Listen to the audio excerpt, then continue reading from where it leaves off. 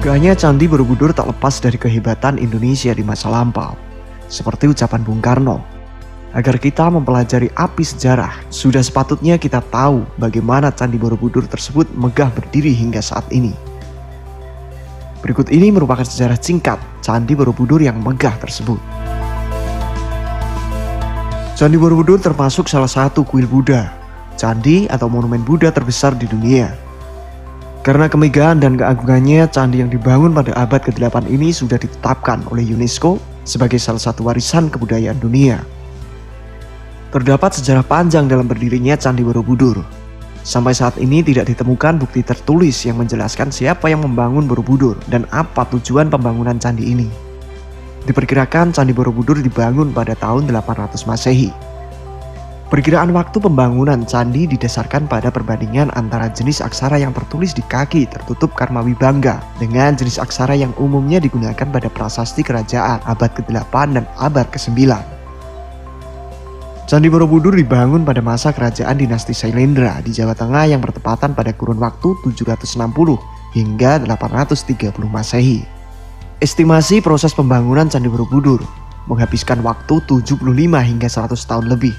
Konon, Candi Borobudur baru benar-benar rampung 100% pada masa pemerintahan Raja Semaratungga pada tahun 825 Masehi.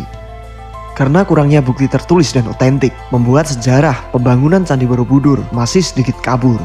Yang jelas, Candi Borobudur dibangun saat kejayaan dinasti Sailendra.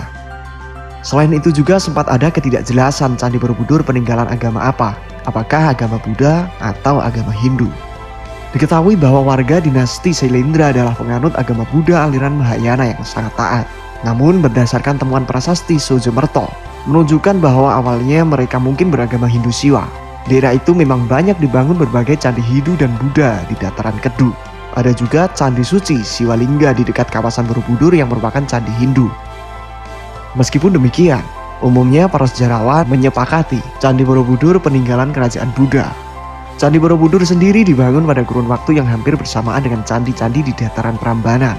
Meskipun pembangunannya rampung terlebih dahulu pada sekitar tahun 825 Masehi.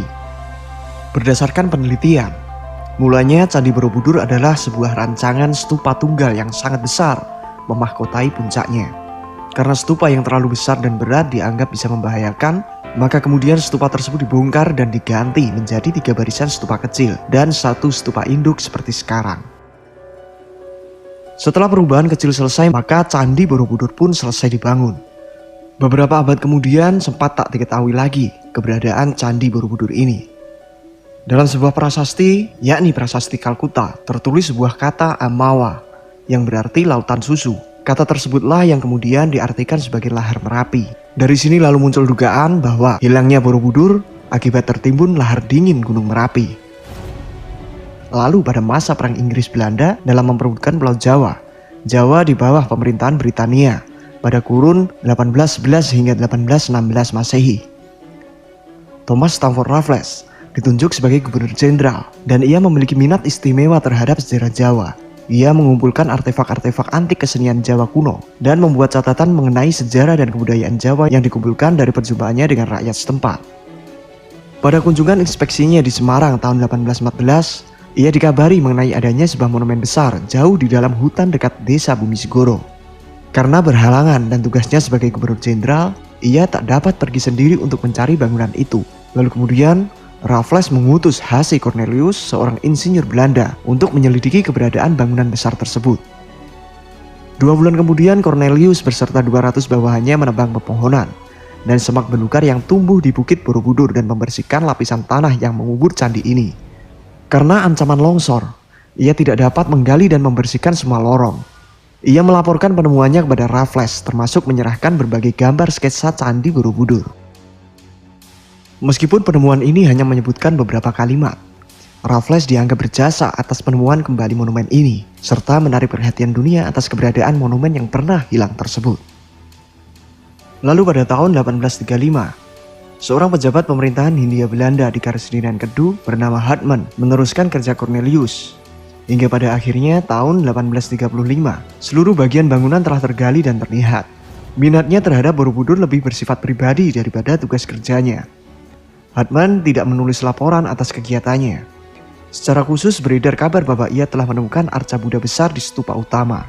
Pada 1842, Hartmann menyelidiki stupa utama, meskipun apa yang ia temukan tetap menjadi misteri, karena bagian dalam stupa tersebut ternyata kosong.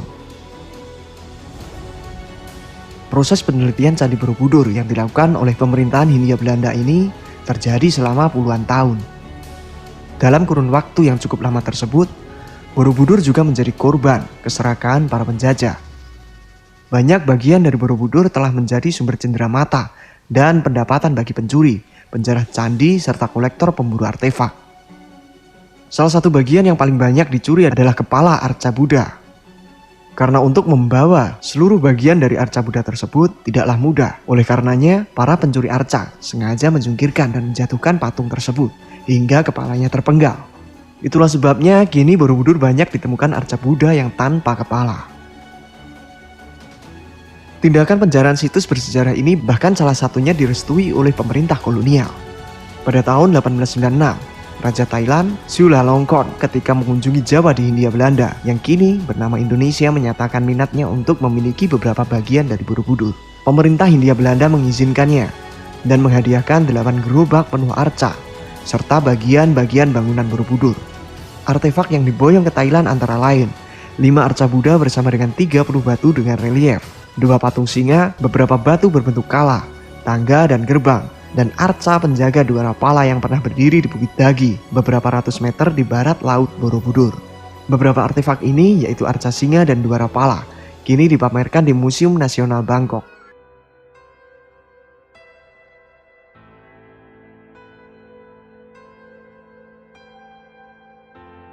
Kegiatan penjarahan artefak tersebut terus berlanjut hingga akhirnya muncul niatan para pemerintah kolonial untuk menjaga, melestarikan, dan memugar Candi Borobudur. Proses pemugaran ini terjadi pada tahun 1900 Masehi. Dibentuklah komisi yang terdiri atas 3 pejabat untuk meneliti monumen tersebut, yang terdiri dari seorang sejarawan seni bernama Brandes, seorang insinyur dan tentara Belanda bernama Theodor van Erp, dan insinyur ahli konstruksi bangunan Departemen Pekerjaan Umum bernama Van de Kamer. Pemugaran candi dilakukan dengan memperhatikan banyak hal. Hal-hal yang dilakukan antara lain adalah perbaikan sistem drainase, pengaturan sudut bangunan, pemindahan batu yang membahayakan, penguatan pagar langkan pertama, dan pemugaran terhadap relung, gerbang stupa, dan stupa utama. Dalam proses pemugaran tersebut juga dilakukan pembuatan pagar halaman candi dan pembersihan kawasan. Proses pemugaran Candi Borobudur dilakukan pada kurun waktu 1907 hingga 1911 Masehi. Setelah Indonesia merdeka, pemerintah pun beberapa kali melakukan pemugaran meski berskala kecil. Pada akhir 1960-an, pemerintah Indonesia telah mengajukan permintaan kepada masyarakat internasional untuk pemugaran besar-besaran demi melindungi monumen ini.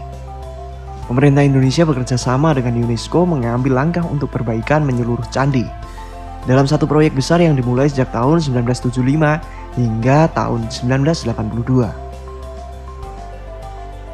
Setelah renovasi, tepatnya pada tahun 1991, UNESCO kemudian memasukkan Candi Borobudur ke dalam daftar situs warisan dunia dan masuk dalam kriteria budaya. Itulah penjelasan singkat mengenai sejarah penemuan Candi Borobudur hingga tahap restorasinya.